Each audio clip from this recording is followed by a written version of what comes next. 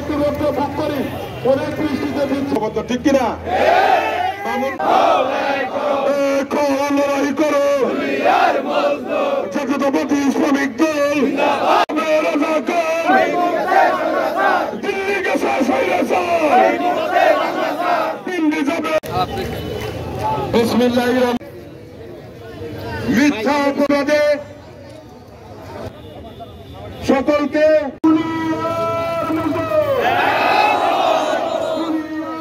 বলতে চাই, আজকে দীর্ঘ 17 বছর আমরা স্বৈরাচার শেখ হাসিনা ভোটের টাকা লুটেরা ফ্যাসিস্ট সরকারের বিরুদ্ধে মানুষের ভোটের অধিকার প্রতিষ্ঠার সংগ্রাম করেছি। এই সংগ্রাম করার কারণে বিএনপির 4,500 নেতাকর্মী হত্যা খুনের শিকার হয়েছে। এই সংগ্রাম করার কারণে আমাদের অভিসংবাদিত বেগম খালেদা জিয়া 2.5 বছর অধিক সময় জেল খেটেছেন। উনি অসুস্থ ছিলেন, মৃত্যুর সাথে পাঞ্জা লড়েছেন, অবৈধ সরকারের কাছে মাথা নত করে নাই, এদেশের মানুষের মুক্তির কথা বিবেচনা করে। আমাদের নেতা তারেক রহমান ঘণ্টায়ভাবে সাজা দিয়ে দেশের বাইরে রাখা হয়েছে, তারপরেও দিন রাত পরিশ্রম করেছেন এদেশের মানুষকে ঐক্যবদ্ধ করে স্বৈরাচারের পতন ঘটাতে।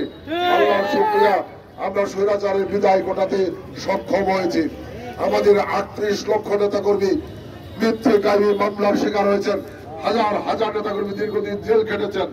আমরা স্বৈরাচার পতনের ধারাবাহিক আন্দোলনের সর্বশেষ ছাত্র জনতার যে বৈষম্য বিরোধী আন্দোলন ছিল, বিএনপির ভারপ্রাপ্ত চেয়ারম্যান তারেক রহমানের নেতৃত্বে বিএনপির সমর্থন অংশগ্রহণের মধ্য দিয়ে সেই আন্দোলন গণ আন্দোলনের রূপ নেয়,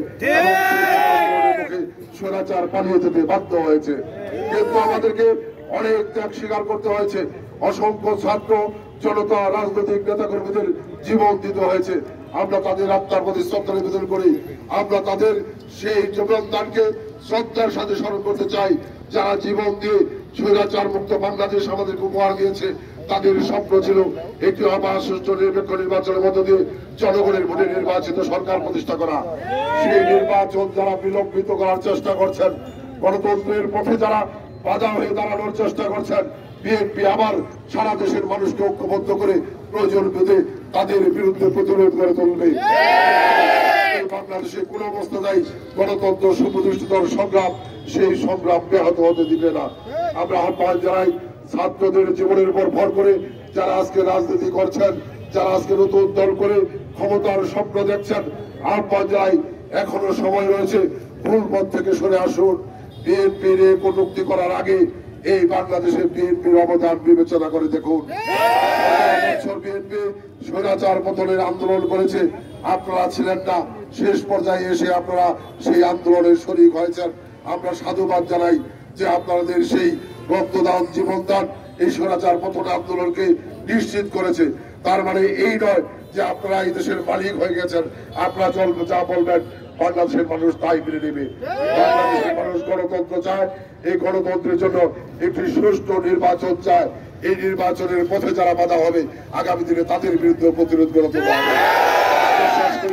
সরকার যে ঘোষণা দিয়েছে, এই ঘোষণা অনুযায়ী নির্ধারিত সময়ের মধ্যেই এই বাংলাদেশে নির্বাচন অনুষ্ঠান করতে হবে। এর কোনো অন্যথা বাংলাদেশের জনগণ মেনে নেবে না। জনগণের সংগ্রাম করেছে, জনগণের অধিকার প্রতিষ্ঠার সংগ্রাম করেছে, জনগণের অধিকার প্রতিষ্ঠার সংগ্রাম প্রয়োজন বোধে বিএনপি আবার রাজপথে নামবে। আমি আজকের এই বিশাল আয়োজন করার জন্য সকলকে সুশৃঙ্খল ভাবে এই মিছিলে শরীক হওয়ার উদাত্ত আহ্বান জানিয়ে আপনাদের সকলকে ধন্যবাদ জানিয়ে আমার বক্তব্য শেষ করছি। সবাইকে ধন্যবাদ। আসসালামু আলাইকুম। সম্মানিত ভাইরা, আপনাদেরকে বিপ্লবী অভিনন্দন জানাই। সংগ্রামী সাথী বন্ধুরা,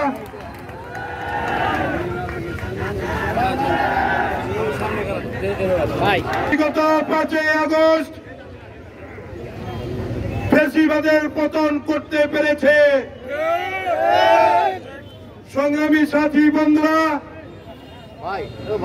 5 তারিখের ফ্যাসিবাদের পতন হওয়ার পরেই এই আন্দোলনকে, এই জনগণের আন্দোলনের যে মূল মন্ত্র, একটি সুষ্ঠু নির্বাচনের মাধ্যমে বাংলাদেশের গণতান্ত্রিক অবস্থা ফিরিয়ে দেওয়া, কিন্তু কর্তৃপক্ষ করছে সংস্কারের নামে নির্বাচনকে প্রলম্বিত করার অপচেষ্টা চলছে। বাংলাদেশের গণমানুষের দল বিএনপির জনপ্রিয়তাকে নষ্ট করার জন্য একের পর এক অপপ্রচার চালাচ্ছে। সংগ্রামী সাথী বন্ধুরা, বাংলাদেশের মানুষের একমাত্র আশা আকাঙ্ক্ষার প্রতীক জনাব তারেক রহমানের ইমেজকে ক্ষুণ্ণ করার জন্য কতিপয় নামধারী রাজনৈতিক দল তার নামে মিথ্যা অপপ্রচার চালাচ্ছে। সংগ্রামী সাথী বন্ধুরা, আপনারা কয়েকদিন আগে দেখেছেন আমাদের আদর্শের জনক শহীদ রাষ্ট্রপতি জিয়াউর রহমানের ছবিকে অবমাননা করা হয়েছে। আমাদের আবেগ, আমাদের নেত্রী দেশনেত্রী বেগম খালেদা জিয়ার নামে কটূক্তি করা হয়েছে। আমাদের আগামী দিনের স্বপ্নের নায়ক জনাব তারেক রহমানের বিরুদ্ধে কুৎসা রটনা চালাচ্ছে। আমরা আজকের এই সমাবেশ থেকে এর তীব্র প্রতিবাদ জানাচ্ছি। খেলা করা হয়, বাংলাদেশের নির্বাচনকে প্রলম্বিত করার যদি কোনো ষড়যন্ত্র করা হয়